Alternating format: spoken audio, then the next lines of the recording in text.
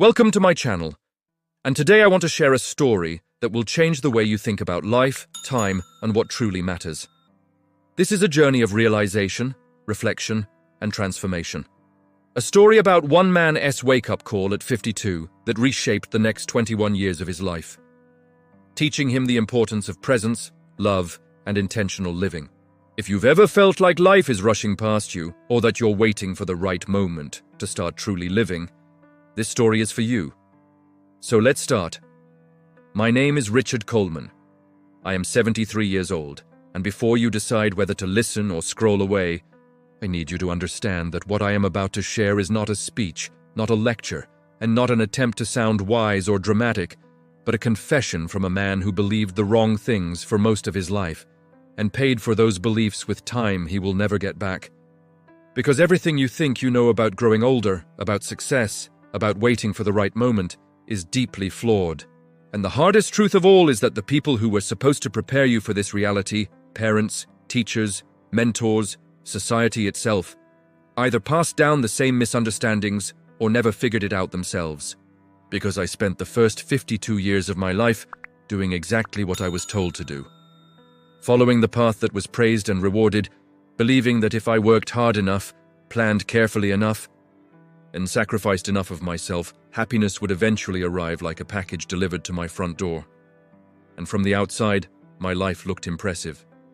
I had a respected career in corporate finance, a comfortable house in a quiet neighborhood, a wife named Margaret who supported me through long hours and constant stress, colleagues who shook my hand and praised my discipline, and a reputation as someone reliable and driven. Yet none of that prepared me for the moment everything stopped. Because one ordinary afternoon, while sitting in a glass-walled conference room discussing quarterly projections with people who cared more about numbers than breathing, my vision blurred, my chest tightened, and the room began to tilt as if reality itself had lost balance. And the next thing I knew, I was waking up beneath harsh hospital lights tubes attached to my arms, machines beeping steadily, and Margaret standing in the corner with tears running down her face. Trying to be strong, while I struggled to understand how a man who had done everything right could suddenly be so fragile, and the doctors later called it a cardiac event, a polite phrase that means my heart nearly ended my life without warning.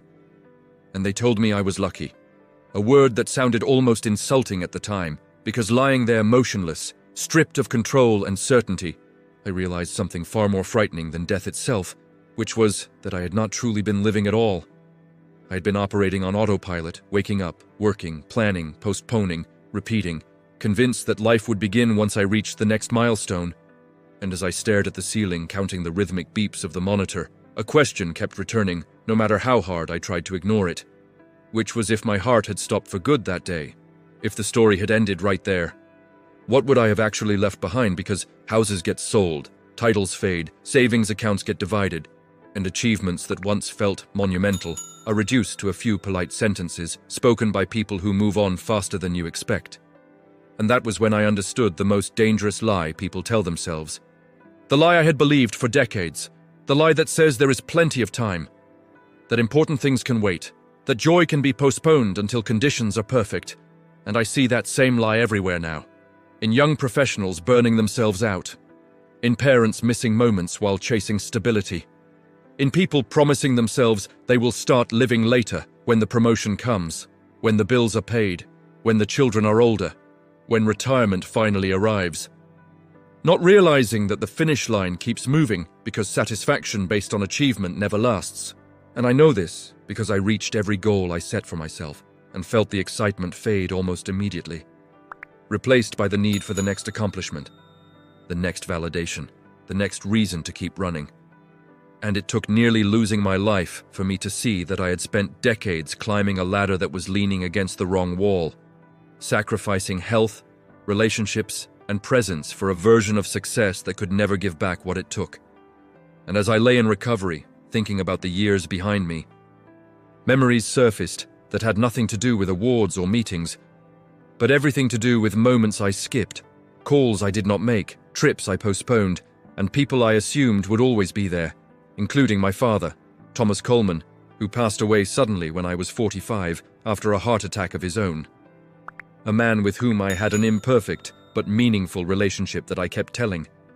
Myself I would repair when work slowed down, a day that never came, leaving me with the heavy knowledge that some conversations expire if you delay them too long. And as the days passed in that hospital room, I promised myself that if I was given another chance, I would not spend it waiting for permission to live. And that promise became the foundation for everything that followed in the 21 years after. Years that taught me more about meaning, presence, and intentional living than all the decades before. And as I speak to you now, not as a motivational speaker, but as a man acutely aware that time is not infinite, I feel a responsibility to pass on what took me far too long to learn. Because if even one person hears this and chooses differently, then these words will have served their purpose. After I was released from the hospital, the world looked the same, but felt completely different, as if someone had quietly turned down the background noise I had lived with for decades. Because for the first time since I was a young man, I was no longer rushing towards something undefined. And during those early weeks of recovery, I spent long mornings sitting at the kitchen table with a cup of coffee growing cold in my hands, watching sunlight move slowly across the floor, noticing how strange it felt to simply be present without checking the clock. And it was in those quiet moments that memories I had buried under schedules and responsibilities began to surface with uncomfortable clarity. Moments like the time my daughter Emily asked me to attend her school play, and I told her I had an important meeting. Or the afternoon my son Daniel wanted help building a model airplane, and I promised we would do it another day.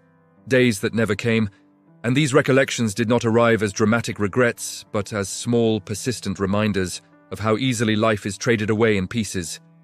So small they feel insignificant at the time, and as my strength slowly returned, so did the pressure from work phone calls, asking when I would be back, emails framed politely but filled with urgency, and I realized how quickly the machine moves on when you step away. How replaceable even the most essential person truly is.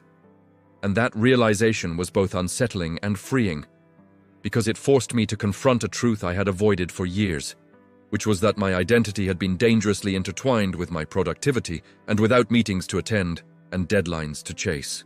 I had to ask myself who I actually was when no one needed anything from me, and that question followed me everywhere, from short walks around the neighborhood to follow-up appointments where doctors reminded me gently but firmly that my body now had limits I could no longer ignore. And during one of those walks, I ran into an old neighbor named Harold Simmons, a retired schoolteacher who used to wave from his porch while I hurried past with a briefcase in hand. And this time he invited me to sit for a while, and as we talked he spoke about his life with a calm satisfaction I had rarely seen in my professional circles. About former students who still wrote to him about afternoons spent reading about learning to enjoy unstructured time. And when I asked him if he ever regretted not chasing more ambition, he smiled and said something that stayed with me, which was that ambition is useful until it costs you the ability to enjoy what you worked for. And that simple sentence echoed in my thoughts for days, because I had spent years assuming that relentless drive was a virtue rather than a habit that needed boundaries. And as weeks turned into months, I began making choices that would have once seemed irresponsible to my former self, turning down projects, delegating responsibilities I would normally hoard, leaving the office before sunset. And although part of me felt guilty, another part felt an unfamiliar sense of relief, as if I had finally stopped holding my breath. And it was during this period that I received news about an old colleague and friend named Michael Turner, a man who had worked even harder than I did, who prided himself on endurance and sacrifice, who often joked that sleep was optional, and who suddenly suffered a severe stroke at 68. And attending his funeral was a sobering experience, not because of grief alone, but because of the words spoken by his son, who described his father as successful, respected, and largely absent, a man he admired but never truly knew. And standing there listening, I felt as though I were watching an alternate version of my own future being laid to rest, and the weight of that realization pressed heavily on me as I drove home in silence, understanding that no professional milestone could compensate for a life lived at a distance from the people who mattered most. And from that moment on, something inside me shifted permanently. Because I could no longer pretend ignorance, I could no longer claim I did not know the cost of waiting, And while I did not yet have all the answers, I knew with absolute certainty that returning to the life I had lived before was no longer an option. As I moved further away from the life I once lived, I began to notice how deeply the habit of postponement was woven into everything around me, because even after my heart attack, even after the warnings and the fear, people still spoke to me in the familiar language of delay, telling me to rest now so I could work harder later, to recover so I could get back to normal. As if normal was something worth returning to, and this mindset showed up most clearly during conversations with former colleagues who treated my experience like an inconvenient interruption rather than a turning point, asking when I would be fully available again, when I would resume long hours, when I would stop being cautious. And I realized then how uncomfortable change makes people, especially when it challenges the choices they themselves are making. Because my decision to slow down forced them to confront the possibility that their own sacrifices might not be necessary or noble, and instead of arguing, I quietly stepped back, choosing to invest my energy elsewhere, which led me to reconnect with my family in ways that felt awkward at first because intimacy requires practice, just like ambition does, and I had spent decades neglecting that skill. So when I began calling my children, more often inviting them to dinner without an agenda, listening instead of advising, it felt unfamiliar but meaningful. And I remember one evening sitting on the porch with Emily, watching the sky change colors as the sun set, when she told me she had always assumed I loved my work more than her. And although she said it calmly, without accusation, the honesty of it struck me harder than any medical diagnosis ever could, because I understood in that moment that intentions do not matter nearly as much as presence, and no amount of providing or planning can replace being there consistently. And that night after she left, I stayed outside long after the porch light came on, thinking about all the silent conclusions children draw when parents are physically present, but emotionally unavailable. And it became clear to me that many of the regrets people carry are not dramatic failures, but quiet absences. Moments when they could have chosen connection and chose convenience instead. And as I reflected on this, I began to understand that time is not just something we spend, but something we shape through attention. And the way we use it teaches others how valuable they are to us, which made me look differently at my own calendar, seeing it no longer as a tool for productivity, but as a record of priorities. And when I examined it honestly, I saw years filled with obligations that brought little fulfillment and very few entries dedicated to what truly mattered. And that realization pushed me to experiment with living differently, saying no more, often leaving space unscheduled, allowing boredom to exist without immediately filling it. And it was in that space that creativity, curiosity, and clarity began to return, reminding me of who I was before achievement became my primary identity.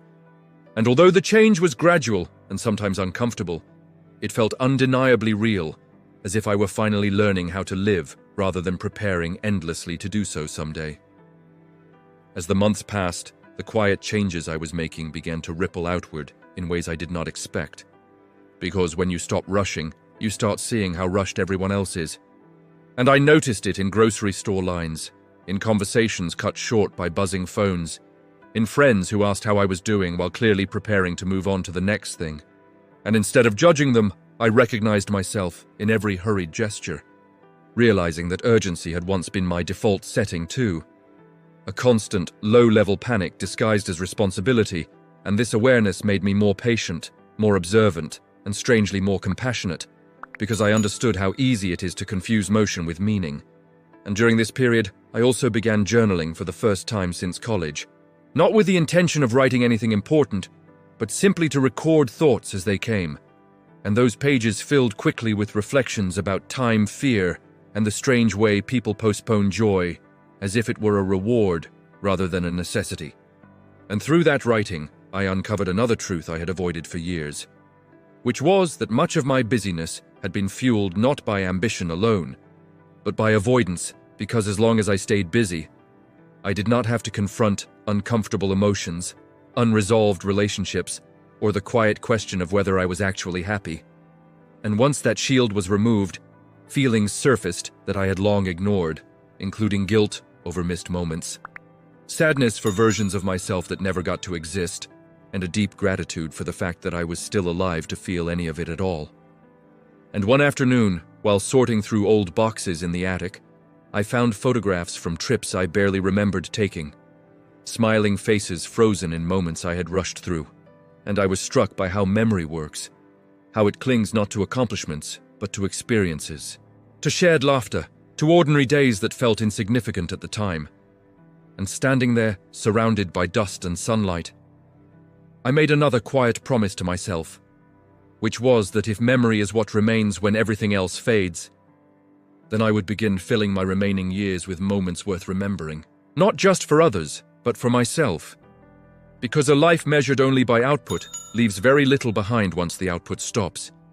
And with that realization settling in, I felt a growing sense of urgency, not the frantic urgency of deadlines, but the gentle pressure of awareness, the kind that reminds you that every ordinary day is, in fact, extraordinary, simply because it exists. And that understanding continued to guide me forward as I stepped further away from the life I once thought I wanted, and closer to the life I had nearly missed. With this new awareness guiding me, I began paying closer attention to the way fear quietly shapes most of our decisions, because when I looked honestly at my past, I saw that many of the choices I framed as practical or responsible were actually driven by fear. Fear of disappointing others, fear of instability, fear of being judged, fear of stepping off a path that had already been validated by society. And this fear had kept me in roles and routines long after they stopped serving me. And I realized how often people confuse fear with wisdom simply because it wears a sensible disguise. And this realization became especially clear during a conversation with my wife Margaret one evening after dinner, when she admitted, with a softness that carried years of unspoken truth, that she had always assumed my work came first because I never questioned it, never paused to ask whether there was another way to live. And hearing that from the person who had stood beside me for decades was both painful and illuminating, because it showed me that the cost of fear is not always dramatic or immediate, but accumulates quietly in relationships, in missed conversations, in assumptions that solidify over time. And from that moment on, I made a conscious effort to challenge my own hesitations, to ask myself whether a decision was rooted in genuine necessity or simply in habit and fear. And this led me to do things that once felt uncomfortable, like taking spontaneous weekend trips, reaching out to people I had lost touch with, and allowing myself to rest without justifying it. And although these actions might seem small, they carried a symbolic weight because they represented a shift from living defensively to living deliberately. And as I practiced this new way of being, I noticed a subtle but profound change in how time felt. Because days no longer blurred together as they once had, moments felt fuller, conversations deeper, and even silence more meaningful. And this shift reinforced a truth that had been slowly taking shape within me, which was that a life constrained by fear may appear stable on the surface, but is often quietly shrinking underneath. And I became determined that whatever years I had left would expand rather than contract, guided not by the avoidance of discomfort, but by the pursuit of presence, honesty, and connection. Even when that path felt uncertain, because uncertainty, I was learning, is not the enemy of a meaningful life, but one of its essential ingredients. As I continued down this path, I became more aware of how society rewards exhaustion and calls it dedication, because everywhere I looked, people wore their busyness like a badge of honor, speaking proudly about how little they slept or how overwhelmed they felt, as if constant strain were proof of worth. And I recognized that I had once contributed to this culture, praising long hours, normalizing stress, and mistaking endurance for purpose. And this realization made me deeply reconsider the advice I had given younger colleagues over the years, urging them to push harder, sacrifice more, and trust that fulfillment would come later, because now I understood that later is not a guaranteed destination, but a fragile assumption. And I saw the consequences of that mindset most clearly in a young man named Jason Miller, who had recently joined the firm and reminded me of myself decades earlier, driven, eager, and already exhausted.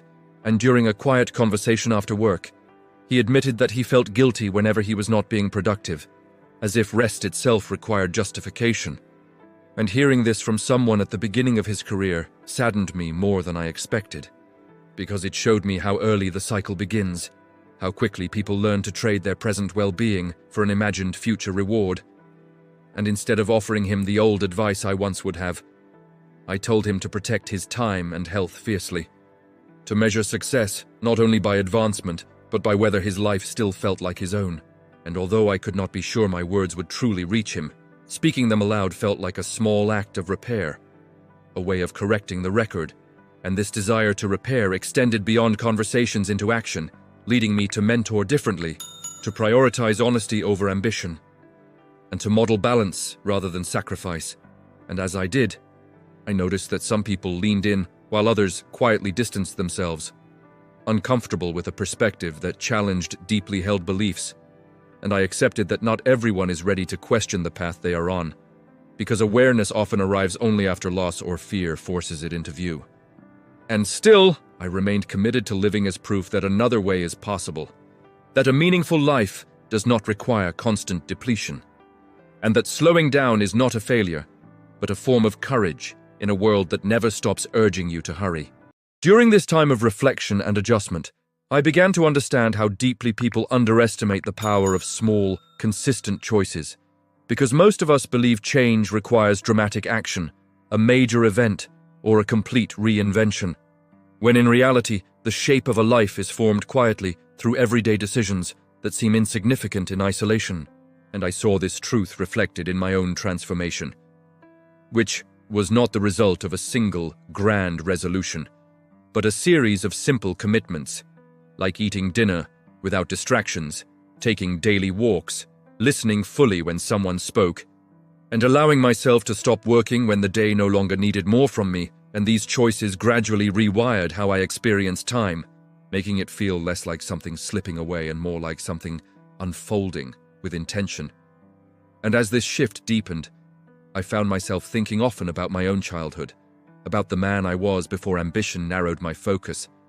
And I remembered how curious and imaginative I once was, how easily joy came from simple things, and it struck me that growing older does not automatically strip us of these qualities, but rather that we often abandon them voluntarily in exchange for approval and security. And this realization encouraged me to reconnect with hobbies I had long neglected, like reading purely for pleasure, working with my hands, and spending time outdoors without a purpose beyond being there. And although these activities would have once felt unproductive to me, they now felt essential because they restored a sense of wholeness that achievement alone never could. And through these experiences, I came to see that fulfillment is not something we earn after suffering enough, but something we allow when we stop believing we must deserve it first. And this perspective gradually softened my interactions with others, making me less judgmental and more understanding, because I recognized that everyone is doing the best they can with the beliefs they have. And that change rarely happens through pressure or criticism, but through example and patience. And as I lived this truth more fully, I felt a quiet confidence grow within me. Not the confidence of control or mastery, but the confidence that comes from alignment, from living in a way that feels honest and sustainable. And this sense of alignment became my compass, guiding me forward as I continued to redefine what a well-lived life truly means. As the years unfolded, I began noticing how much of life we spend looking outward for validation, rather than inward for meaning. Because for decades I had defined myself through promotions, accolades, and the opinions of peers, assuming that external recognition would confirm my worth. And I now see that most of us operate under the same illusion, measuring our days by the standards of others while our own inner lives are neglected.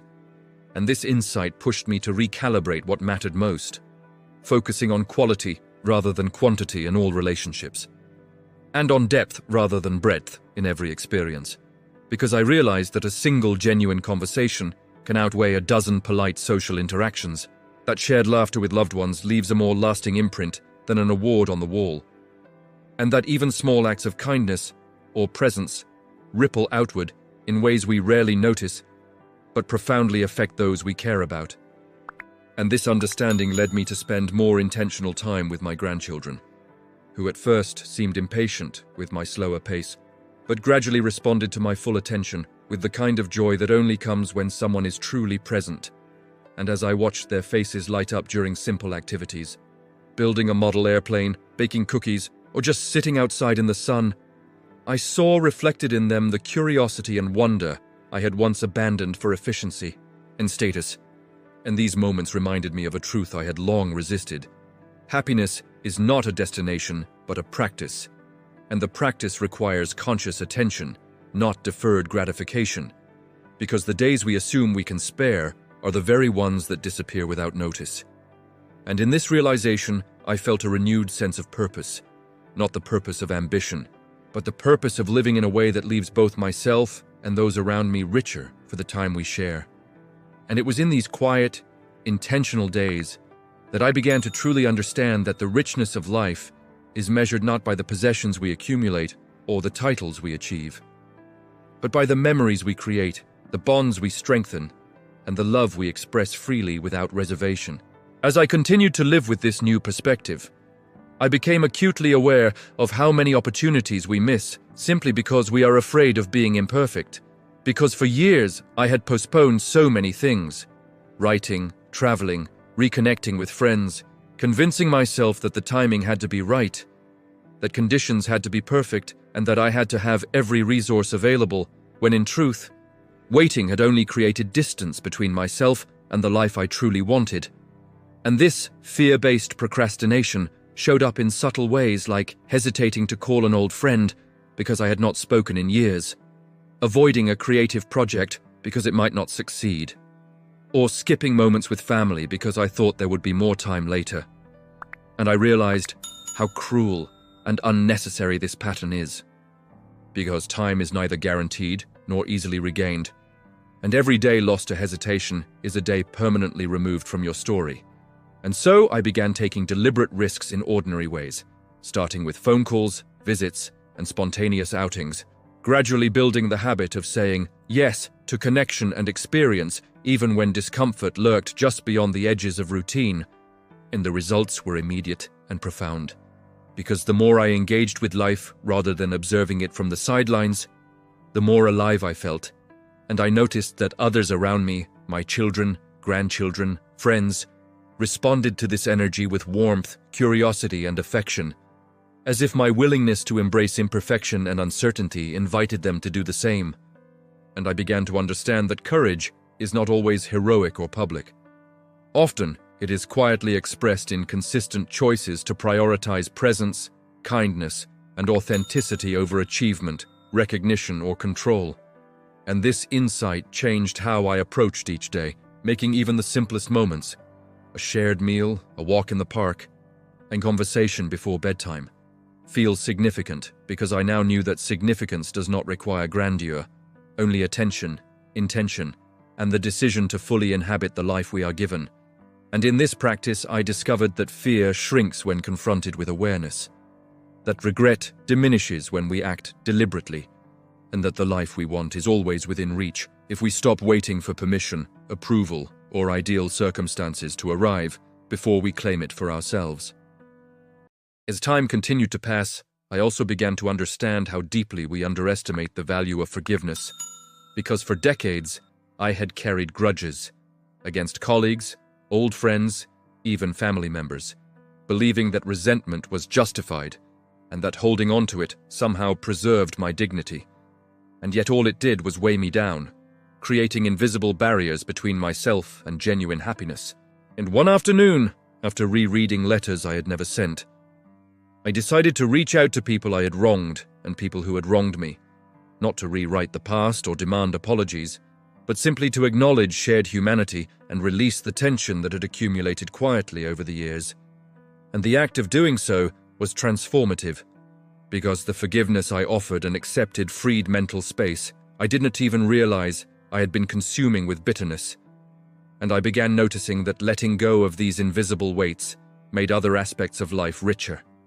Conversations became lighter, laughter returned more easily, and even mundane tasks seemed infused with a subtle energy, because my mind was no longer tethered to old resentments.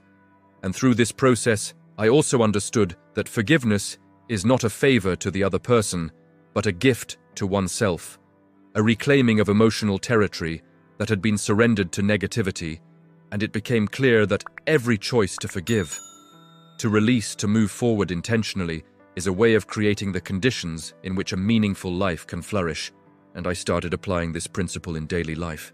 Choosing to focus on connection rather than grievance. Choosing curiosity over judgment.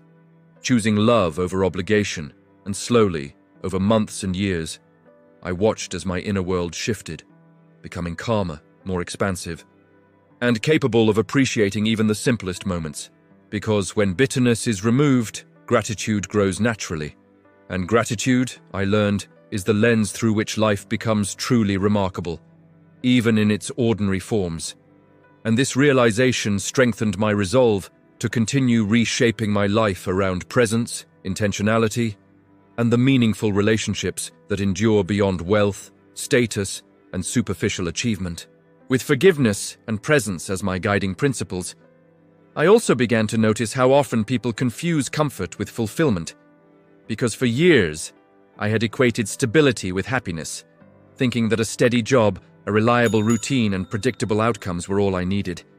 And yet the heart attack had shown me that comfort alone does not sustain the soul, and that true fulfillment requires engagement, curiosity, and willingness to step beyond what is safe and known. And so I began experimenting with ways to push myself gently beyond habitual boundaries, starting with small acts like taking a new route on a walk, trying a new hobby, or initiating conversations with strangers. And over time, these small acts accumulated into a broader shift, opening me up to experiences I had long dismissed as inconvenient or unnecessary. And through these experiences, I discovered that the world is far richer than I had assumed, that learning never stops, and that growth is not reserved for the young, but is accessible to anyone willing to remain curious and open. And this awareness extended to my relationships as well, because as I approached people with this openness, I found that they responded in kind, revealing depths I had missed in past interactions, and I realized that the life I had once led, focused almost exclusively on measurable success, had blinded me to these dimensions. And that cultivating curiosity, risk-taking, and openness created a vitality that no professional achievement could match. And in this renewed approach to life, I saw a pattern repeating across the years. The more attention, intentionality, and courage I invested, the more the richness of life returned, not as grand gestures, but in small, cumulative moments of learning, connection, and joy.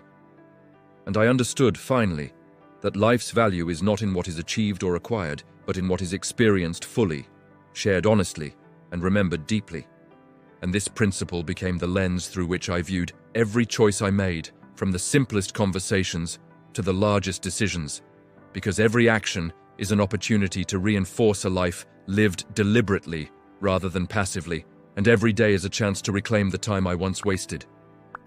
As I continued living this way, I began to pay closer attention to how we measure our own worth, because for decades I had allowed external definitions of success, titles, income, recognition, to dictate how I felt about myself, and I realized how easily this standard had trapped me in a cycle of constant striving, leaving little room for joy, reflection, or genuine satisfaction.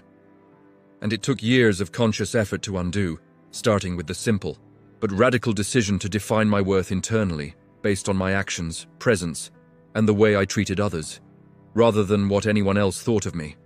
And this shift changed everything. Because when validation comes from within, external pressures lose their power, allowing life to feel more expansive, less urgent, and far more meaningful. And I began practicing this intentionally, reminding myself each morning that my value was not tied to productivity, accolades, or approval, but to my integrity, kindness, and willingness to engage fully with the world around me. And as I embraced this mindset, I noticed subtle but profound changes in my relationships, because I no longer approached interactions with hidden agendas or the need to impress, instead listening, caring, and participating authentically. And the more I did this, the more I felt connected and alive, and I realized that the legacy we leave is not built on bank accounts, awards, or public recognition, but on how we show up for the people who matter, how present we are in everyday moments, and how consistently we choose compassion, generosity, and attention over distraction. And with that understanding, I started prioritizing experiences over possessions, conversations over transactions, and presence over performance. And slowly, over months and years, I could feel a tangible difference in my own satisfaction and in the lives of those around me. Because the choice to live intentionally is contagious, inspiring others to examine how they use their time and energy. And in these simple but deliberate choices, I discovered a profound truth. Life does not demand perfection, but it does demand presence, and that presence is what transforms ordinary days into a meaningful existence. As I embraced this new way of living, I became increasingly aware of how often people confuse busyness with purpose. Because for decades, I had done the same, filling every hour with tasks, meetings, and responsibilities under the illusion that activity equaled meaning. And I realized that many of us spend our lives in this fog, mistaking motion for significance, while the things that truly matter, the laughter of loved ones, quiet reflection, moments of connection, acts of kindness, slip past unnoticed. And so I made a conscious effort to slow down, to intentionally notice and savor the ordinary, whether it was a conversation with my grandchildren, a quiet morning on the porch, or simply walking through the neighborhood without destination. And in doing so, I discovered that life expands when it is observed carefully. That meaning is often hidden in the small, repetitive rhythms of daily existence, and that the more I cultivated awareness, the more richness I found in every encounter, every conversation, and every seemingly trivial moment. And this approach also taught me to release the constant pressure to control outcomes, because the future is uncertain, and clinging to it only creates anxiety, whereas focusing on presence, effort, and the quality of each interaction brings clarity and satisfaction. And as I integrated this mindset into my daily routines, I noticed that people around me began to respond differently, that my children and grandchildren seemed more open, that friends who had grown distant returned to meaningful exchanges, and that even casual acquaintances seemed to recognize the calm, deliberate energy I carried. And through these experiences, I began to understand that the act of living intentionally is itself transformative, creating a feedback loop where presence begets connection, connection begets gratitude, and gratitude deepens the appreciation of time. And I realized at last that life is not measured by how much we do, but by how fully we engage with what we do, and that every moment is an opportunity to align our actions with what truly matters. Because the small choices compound into a life of depth, meaning, and lasting impact. As the years continued, I also became aware of how often people wait for the perfect moment to start living. Because for decades, I had been guilty of the same, telling myself I would travel when I had more money, spend more time with family when work was less demanding, and pursue passions when conditions were ideal. And yet I realized that perfection never comes, that life is inherently messy, unpredictable and finite, and waiting for circumstances to align is the surest way to miss it. And so I began intentionally saying yes to experiences I had postponed for decades, taking trips to cities I had longed to see, attending cultural events I had always considered indulgent, reconnecting with friends I had lost touch with, and embracing challenges I had once avoided out of fear or pride. And these experiences were transformative, not because they were extraordinary in themselves, but because they reminded me that time is a resource that cannot be replenished, that memories matter far more than material gains, and that the fullness of life comes from engagement rather than accumulation. And as I reflected on these choices, I realized that the act of seizing the moment also gave me the courage to repair relationships, to express love more openly, and to forgive more freely, because I understood that no amount of waiting could guarantee more time, and every act of hesitation could cost me connection, in growth or joy. And this awareness reshaped how I interacted with my children, grandchildren, friends, and even casual acquaintances, as I prioritized depth over breadth, meaning over appearances, and shared presence over empty gestures. And I found that living intentionally in this way created a ripple effect, inspiring others around me to examine their own lives, to notice where fear, habit, or delay had limited them, and to consider how they could reclaim their time for what truly mattered. And slowly, the quality of my life transformed. Not because the world changed, but because I finally stopped waiting for permission, stopped postponing joy, and began treating every day as both fragile and precious. an opportunity to live fully rather than merely survive. By this stage of my life, I began to notice that one of the most overlooked aspects of living fully is the courage to embrace uncertainty. Because for decades I had clung to routines, plans, and predictability, believing that control would protect me from disappointment or failure. And yet I discovered that the very things I thought offered security were often the greatest obstacles to experiencing life deeply. And so I began to experiment with letting go of rigid expectations, approaching situations with curiosity rather than fear, and accepting that outcomes cannot always be managed. And this shift brought a freedom I had never known, because relinquishing control allowed me to be present without anxiety, to appreciate events as they unfolded, rather than constantly anticipating what was next. And in doing so, I began to notice subtleties in the world I had overlooked for decades. The way light falls through leaves, the tone of a loved one's laughter, the quiet satisfaction of completing a task for its own sake rather than for recognition. And these seemingly small observations added depth and richness to everyday life, reminding me that living fully is often about noticing, valuing, and participating rather than achieving. And this perspective also influenced how I mentored and advised others, encouraging them to pursue meaningful experiences rather than chasing only outcomes. And over time, I found that embracing uncertainty strengthened relationships, deepened creativity, and cultivated resilience, because when fear of the unknown diminishes, space opens for curiosity, play, and authentic connection. And I began to see that the purpose of life is not to reach a final destination or accomplish a predefined list of goals, but to inhabit each moment with awareness, care, and intentionality, because it is through these small, deliberate acts of presence that a life becomes not only lived, but remembered, cherished, and meaningful.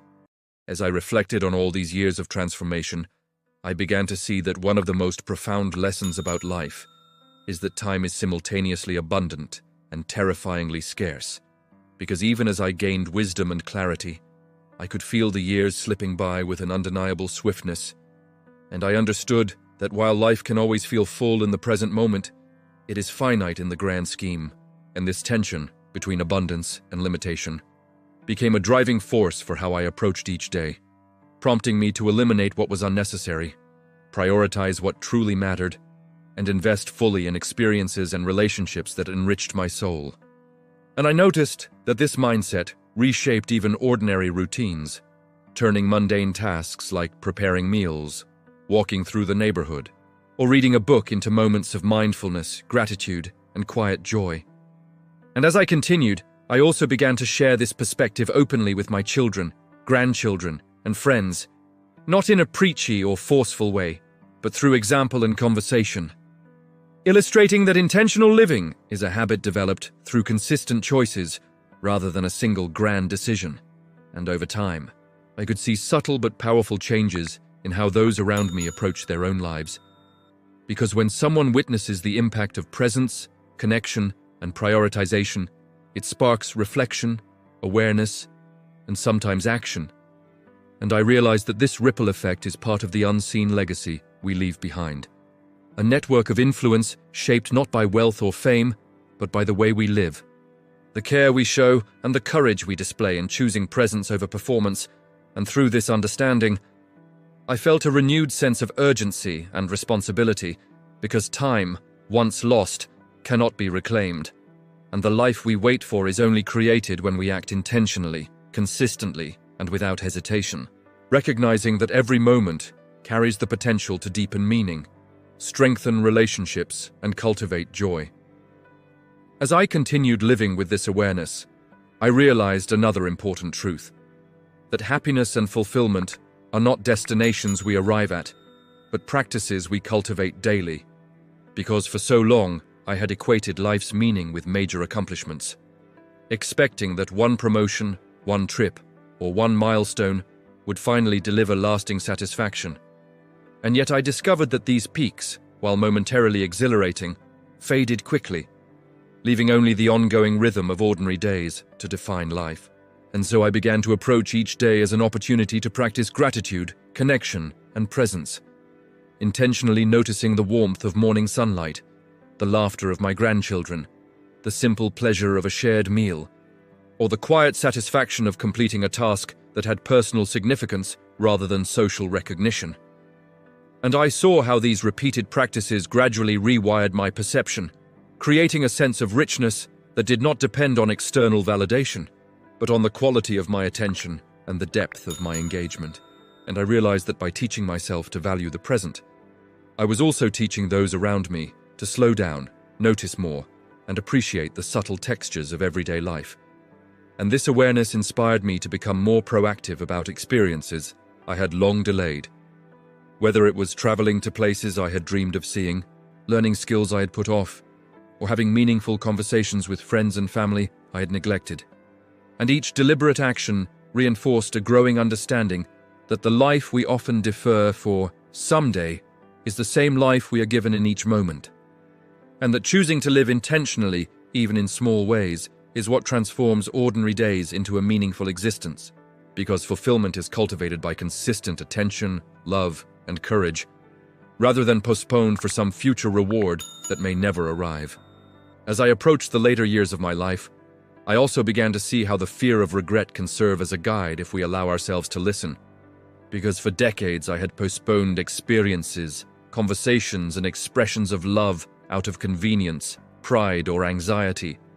And only when faced with my own mortality did I understand the weight of those delays.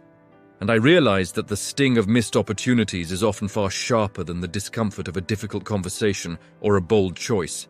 And so I began asking myself regularly, if I were to leave this world tomorrow, what would I wish I had done differently? And how could I act today to reduce that list?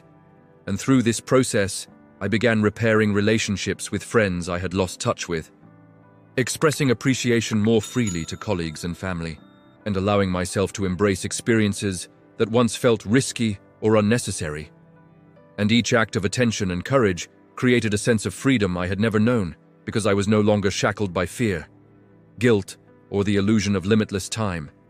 And I found that as I released these burdens, I was able to focus more fully on what truly mattered. Shared moments, meaningful work, personal growth, and the cultivation of love, curiosity, and presence.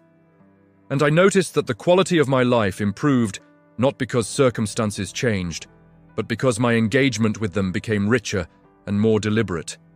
And through this practice, I came to understand that the most enduring legacy we leave is not material, but experiential, shaped by the depth of our attention, the love we offer freely, and the courage with which we live each day.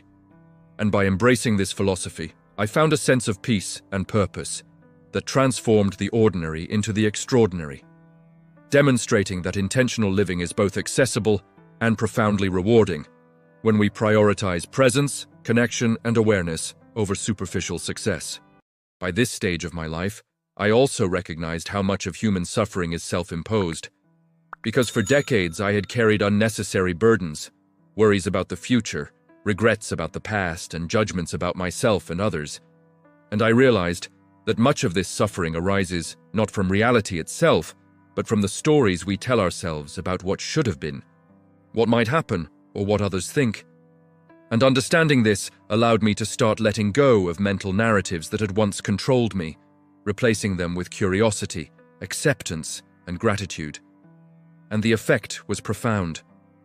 I could engage more fully with each conversation, notice beauty in simple moments, and approach challenges without the paralyzing weight of imagined consequences. And I noticed that this mindset also changed how I interacted with my family. Because when I stopped projecting expectations and judgments onto them, I could appreciate them as they were, in their own timing and with their own strengths and flaws. And this led to deeper, more authentic relationships, where laughter, honesty, and connection became the markers of our time together, rather than obligation or performance. And I realized that the most important lessons we can pass on are not strategies for career success, but demonstrations of how to live intentionally, navigate uncertainty, forgive, love, and cultivate awareness. And as I applied these lessons consistently, I began to see the impact ripple outward, inspiring small changes in others, because the act of modeling intentional living carries a quiet power, showing people that a different approach is possible, that life can be rich without being frantic, that happiness can coexist with responsibility, and that the moments we often dismiss as ordinary are, in truth, the building blocks of a life fully lived.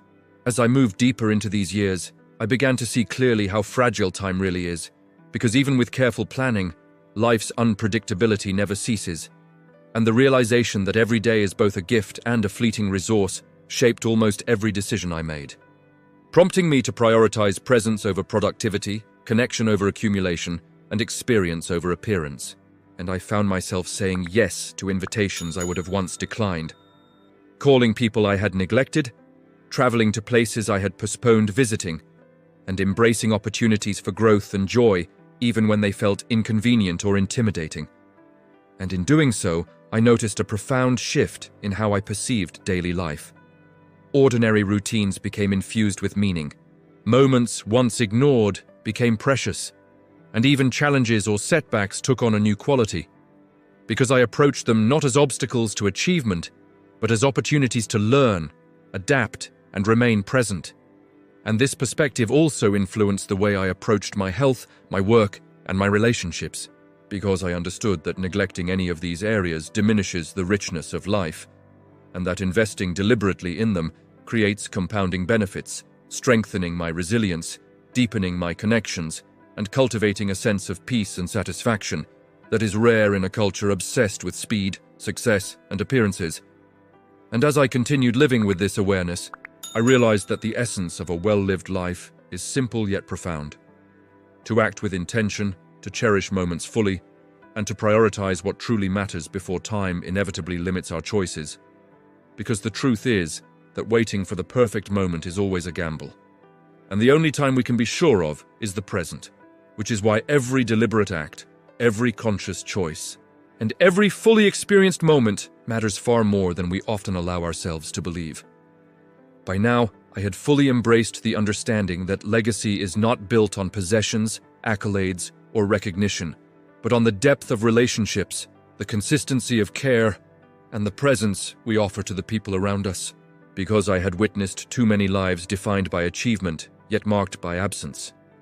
And I knew I did not want that for myself, and so I devoted time to my children, grandchildren, and close friends, listening with patience, sharing stories, and creating memories that could outlast me, knowing that these moments, though small and often ordinary, were the threads that weave a meaningful life. And I also recognized the importance of documenting experiences, whether through letters, journals, or simple recordings, so that the lessons, reflections, and love I had cultivated could continue to guide others even after I was gone. And in doing so, I realized that living intentionally is a form of quiet teaching, a way to demonstrate to others how to prioritize what matters, confront fear, embrace uncertainty, and value time. And I found that this approach brought an inner peace and satisfaction that no external achievement had ever provided, because when we measure our days by engagement, compassion, and presence rather than output, life feels abundant and fulfilling. And I began to understand that while we cannot extend life indefinitely, we can expand its meaning infinitely through the choices we make, the attention we give, and the love we share. And this understanding motivated me to continue refining how I lived each day, ensuring that even ordinary moments carried intention, even small interactions reinforced connection, and every decision aligned with the values I now held most dear: presence, love, courage, and awareness. Because in the end, it is these qualities that give life its richest and most enduring meaning. By this point, I had come to understand the profound importance of gratitude, because it transforms ordinary experiences into meaningful ones. And yet, for decades, I had taken the smallest moments for granted, always focusing on what I lacked or what I was chasing next. And now I began a daily practice of noticing what was already present: sunlight on the porch, the sound of laughter, the taste of a simple meal, the warmth of a hug, and expressing appreciation for it, whether silently in my mind or aloud to those around me. And this simple habit reshaped my perception, making life feel fuller and richer because I was no longer racing to the next goal or fixated on what might go wrong, but fully inhabiting each moment with awareness and gratitude. And I noticed how this perspective affected others as well. Family members responded to my attentiveness with greater openness. Friends lingered longer in conversation. And even casual interactions became more genuine because presence and appreciation have a subtle yet powerful contagious effect. And as I maintained this practice, I realized that gratitude is not just a passive feeling but an active choice, a way to shape the narrative of our own lives, and that by cultivating it consistently, we build resilience against disappointment, reduce the power of fear and anxiety, and strengthen our connections with the people and world around us. And through this, I came to see that the richness of life is created less by what we achieve, and more by the attention, intention, and appreciation we bring to every interaction, every experience, and every passing day. Because it is in this deliberate focus that ordinary moments become extraordinary, and the life we live becomes the life we remember and cherish. As I reflected more deeply, I began to notice how much of life is shaped by the stories we tell ourselves. Because for decades, I had believed narratives of limitation, obligation, and fear, convincing myself that certain paths were impossible or that I had to endure discomfort to earn fulfillment. And only after stepping back did I see how these internal narratives had quietly dictated my choices, constrained my curiosity, and delayed my joy.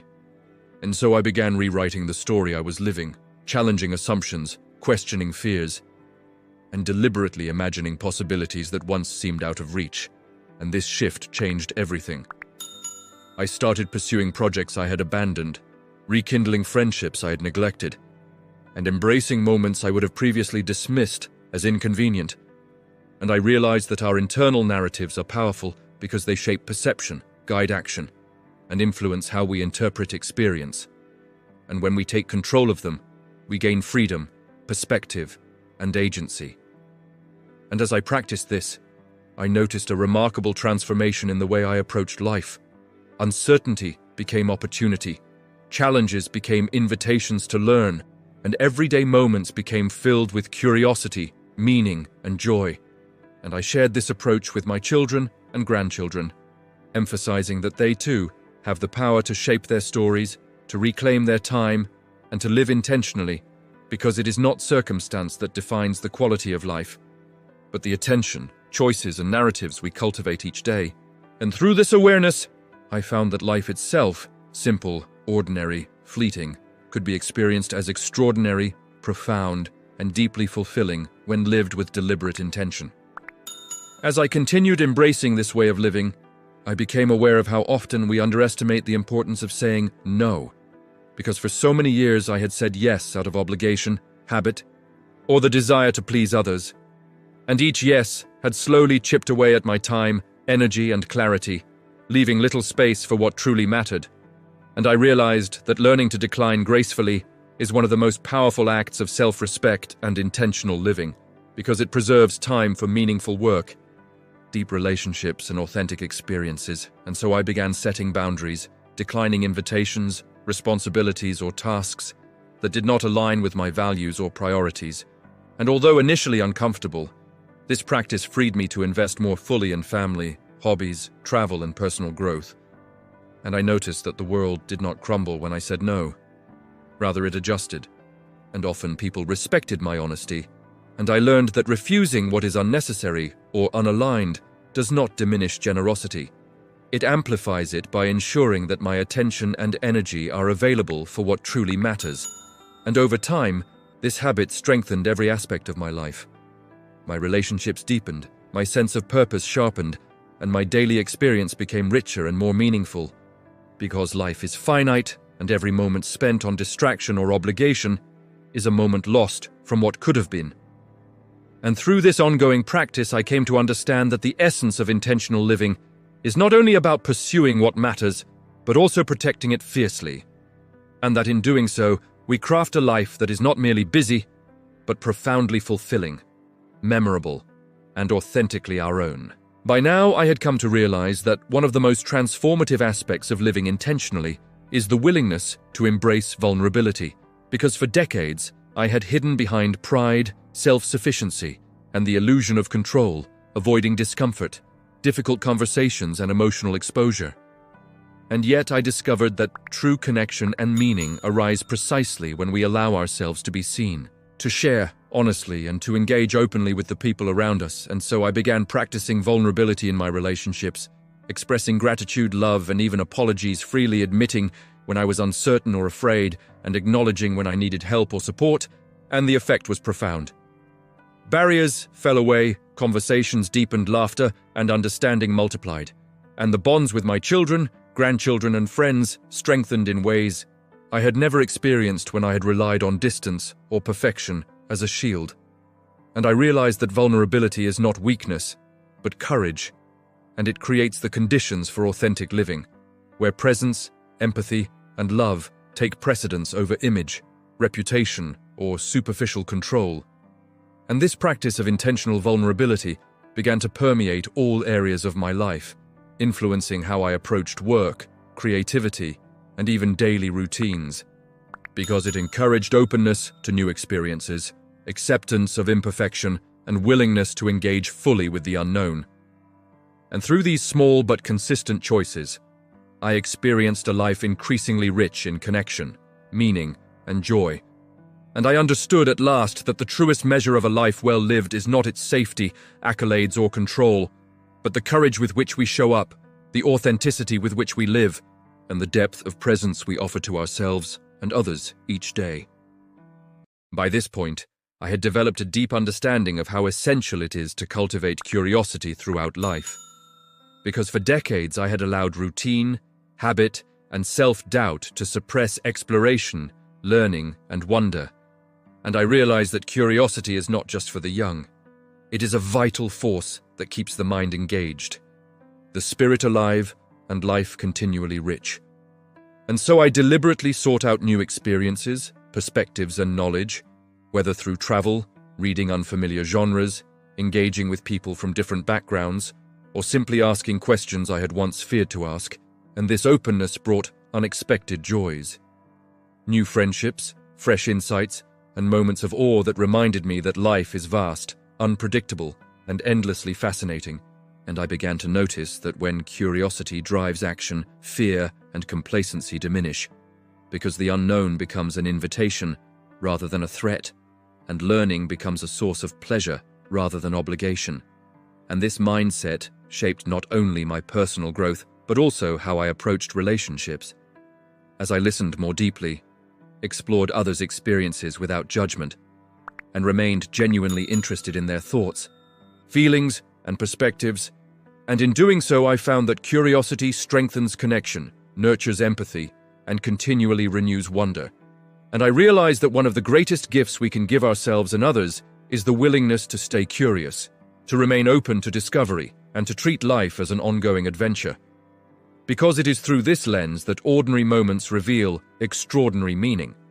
Challenges become opportunities, and the passing of time feels less like a threat and more like a chance to engage, fully grow continually, and savor the richness of every single day.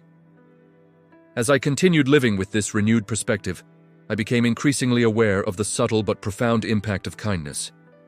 Because for many years, I had underestimated its power, focusing instead on achievement, efficiency, and control. And I realized that small acts of generosity, listening attentively, offering help without expectation, sharing words of encouragement, can ripple outward in ways we cannot predict, strengthening relationships, building trust, and creating a sense of connection that endures long after material gains fade. And so I made a conscious effort to practice kindness intentionally, noticing opportunities to support, comfort, or uplift those around me, whether family, friends, colleagues, or even strangers. And I found that this practice not only improved the lives of others, but also nourished my own sense of purpose, satisfaction, and joy. Because giving without expectation cultivates a profound sense of presence and awareness, and reinforces the understanding that life's value is measured not by what we accumulate, but by the way we engage with and contribute to the world. And I noticed that when kindness became a guiding principle, fear, resentment, and impatience lost their grip, replaced by empathy, patience, and a greater capacity to navigate challenges gracefully. And through these repeated choices, I discovered a deep truth: that living intentionally means considering the impact of our actions, embracing empathy, and choosing to act in ways that strengthen rather than diminish the lives of others. Because the life we build through kindness is the life that leaves a lasting mark, one that echoes long after we are gone, shaping not only our own experience but the world we touch each day. As I reflected further, I began to understand the importance of embracing impermanence, because for so many years I had resisted change, clung to routines, and feared loss, believing that stability equaled safety. And yet I discovered that life is inherently fleeting, and that attempting to hold on to people, experiences, or circumstances too tightly only creates suffering. And so, I started practicing acceptance, learning to appreciate moments fully while they lasted, to let go when necessary, and to honor the natural ebb and flow of life without clinging to outcomes. And this shift brought a profound sense of peace, because I no longer wasted energy fighting reality or wishing the past were different, and I could instead direct my attention toward gratitude, engagement, and meaningful action in the present. And I noticed that this practice influenced every aspect of life. Relationships became more harmonious, decisions were made with clarity rather than fear, and everyday experiences were richer because I was no longer burdened by unrealistic expectations or resistance, and I realized that accepting impermanence does not mean passivity or resignation, but rather an active embrace of life as it is, fully aware that every moment is unique and irreplaceable, and that our responsibility is to inhabit each day with intention, love, and presence, creating a life defined not by clinging to what fades, but by appreciating, engaging with, and leaving a positive imprint on the world and the people we encounter. Because in understanding impermanence, we learn to live fully, courageously, and with deep appreciation for the fleeting beauty of existence. By now, I had come to see that one of the most overlooked dimensions of a meaningful life is reflection. Because for decades I had been moving at a relentless pace, rarely stopping to pause, consider, or integrate experiences. And I realized that without reflection, life becomes a blur of activity without insight, achievement without understanding, and relationships without depth. And so I began making space intentionally for reflection. Quiet mornings with a journal, walks without distraction, conversations where listening took precedence over speaking, and these moments became invaluable because they allowed me to observe patterns, learn from mistakes, recognize blessings, and recalibrate my actions toward what truly mattered. And I noticed that reflection enhanced every part of my life. It made my decisions more thoughtful, my relationships more intentional, and my appreciation for ordinary moments far deeper. And over time, I discovered that reflection is not just a passive act of looking back, but an active tool for shaping the future, because the insights we gain can guide our choices, realign our priorities, and help us live more deliberately. And I began sharing this practice with my children and grandchildren, encouraging them to pause, consider, and integrate their experiences regularly, knowing that such habits cultivate wisdom, resilience, and clarity. And I saw that this practice also nurtured humility, patience, and compassion, because when we reflect deeply, we see both our limitations and our potential, and understand that life is not merely about what we do, but about how we understand, respond, and contribute, making reflection a cornerstone of intentional, meaningful, and deeply fulfilling living. By this stage of my journey, I had begun to understand how critical it is to cultivate patience, because for decades I had been driven by urgency, rushing through milestones, relationships, and experiences as if life were a checklist. And yet I discovered that the richest aspects of living, deep connection, personal growth, and meaningful achievement, cannot be forced but unfold over time when approached with care and attentiveness. And so I began practicing patience intentionally, whether waiting for personal insights to mature, allowing relationships to evolve at their natural pace, or giving myself space to explore without pressure for immediate results. And I noticed that this approach brought a sense of calm and balance I had rarely experienced before. Because impatience creates stress, diminishes appreciation, and narrows perspective, while patience opens space for awareness, understanding, and depth. And I found that as I cultivated patience, I was better able to listen, respond, and engage fully, rather than reacting impulsively or focusing solely on outcomes. And over time, this practice strengthened my relationships, enriched my experiences, and deepened my connection to life itself.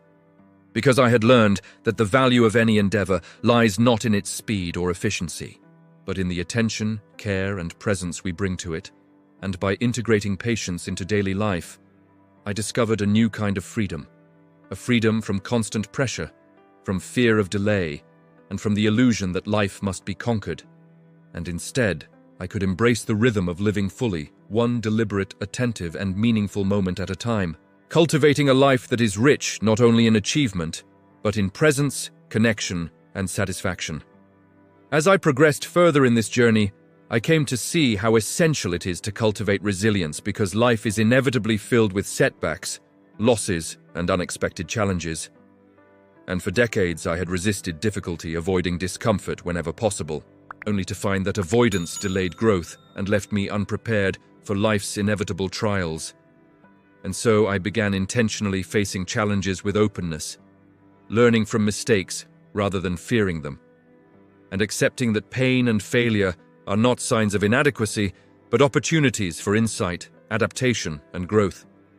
And I discovered that resilience is not built through grand gestures, but through consistent daily practice, responding calmly to frustrations, recovering from disappointments, and choosing to move forward even when outcomes are uncertain. And this mindset gradually transformed how I experienced life. Difficulties became lessons, setbacks became stepping stones, and uncertainty became a space for learning rather than a source of fear. And I noticed that cultivating resilience also strengthened relationships. Because when we respond to challenges with steadiness and understanding, we create stability, trust, and support for those around us. And over time, this practice reinforced my sense of agency, purpose, and confidence, reminding me that while we cannot control everything in life, we can control our responses, our choices, and the attention we bring to each moment. And by embracing resilience as a guiding principle, I found that life became less about avoiding hardship and more about navigating it with grace, presence, and courage, ultimately creating a life that is meaningful, enduring, and deeply fulfilling. By this point, I had begun to understand the profound importance of nurturing creativity, because for decades I had confined myself to routines, responsibilities, and practicalities, neglecting the part of myself that thrives on imagination, exploration, and self-expression. And I realized that creativity is not reserved for artists or inventors. It is a fundamental aspect of being fully alive, a way to process emotions, solve problems, and experience joy. And so I began deliberately incorporating creative practices into my life, whether through writing, painting, learning new skills, or experimenting with ideas that had long seemed impractical. And I noticed that these creative acts, even small ones, brought renewed energy, perspective, and satisfaction, because they allowed me to engage with life in ways that were playful, expressive, and deeply personal. And I observed that embracing creativity also enhanced my problem-solving abilities, strengthened relationships, and opened doors to experiences I might otherwise have missed, because creativity encourages curiosity, experimentation, and the courage to explore the unknown.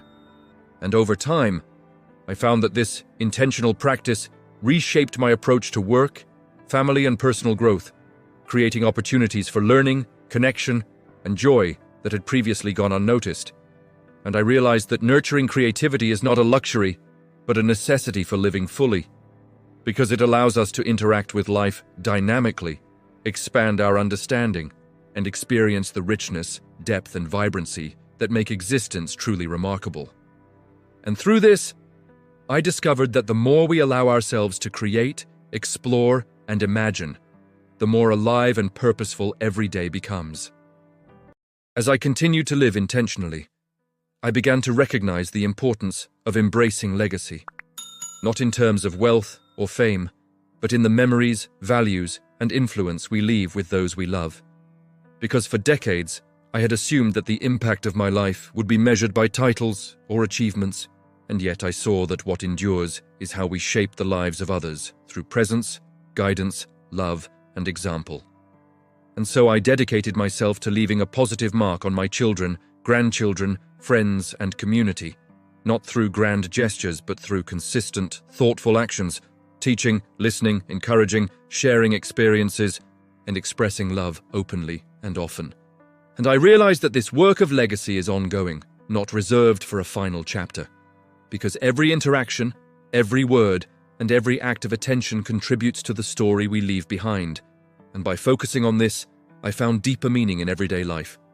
Seeing that my choices ripple outward, shaping not only my experience, but the lives of those around me. And I also learned that legacy is not only about giving. It is about living in a way that demonstrates values worth carrying forward, showing courage, presence, curiosity, resilience, and love. And as I embraced this understanding, my days felt more purposeful, my relationships more intentional, and my appreciation for time more acute, because I knew that each moment was an opportunity to reinforce the life I wanted to leave behind and to inspire others to do the same. And in this final stage of reflection, I understood that life is richest when we combine awareness of mortality with deliberate action. Because knowing time is finite motivates us to focus on what truly matters, to cherish those we love, and to live with courage, compassion, and joy every single day. Creating a life that is remembered not for possessions or accolades, but for presence, love, and the meaningful impact we leave in the hearts of others. Thank you for taking the time to listen to this story. I hope it inspires you to reflect on your own life, your choices, and the moments you might be postponing for someday. Remember, life is short and time is precious. Don't wait for the perfect moment to start living intentionally. Start now. Reach out to the people you love, chase experiences that excite you, forgive, express gratitude, and be present in every moment. Your future self will thank you for the courage you show today. If this story resonated with you, share it with someone who needs to hear it, and let's make every day meaningful. Life doesn't wait, and neither should you. If you like this story, make sure you subscribe, turn on the notification bell, and share with your friends and family so you don't miss the next powerful story coming your way. Drop a heart in comment, like and subscribe my channel. And visit my channel for more interesting story videos.